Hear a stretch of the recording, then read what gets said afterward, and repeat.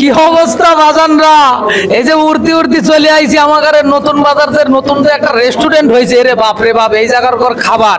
আর এই রেস্টুরেন্টের নাম কি তোমরা জানো? Food garden. আর এই জায়গার পর খাবারের যে মান, মানে এই জায়গার খাবার আমি খায়াটায় তো আমার মাথা টাথা নষ্ট একবারে পুরাই। আমাকে এই জায়গায় এসে দাদা এই যে ট্রিট দিচ্ছে, মানে কি যে বলবো দাদা, কি অবস্থা তোমার? যে খাবার এখানে আসলে আপনারা A to Z, আপনারা থানা বাজার স্বাদে গেলে যা পাবেন তার থেকে ন্যূনতম মানের এখানে অনেক ভালো ভালো সুস্বাদু খাবার হয়। আরও এখানে আসলে কি কি পাওয়া যাবে আসেন।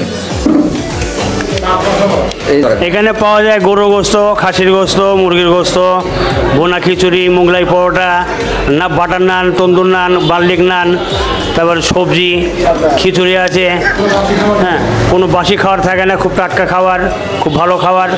খুব সকালে খিচুড়ি হয়, পেঁয়াজ পরোটা হয়, তারপরে আপনার প্লেন নান হয়।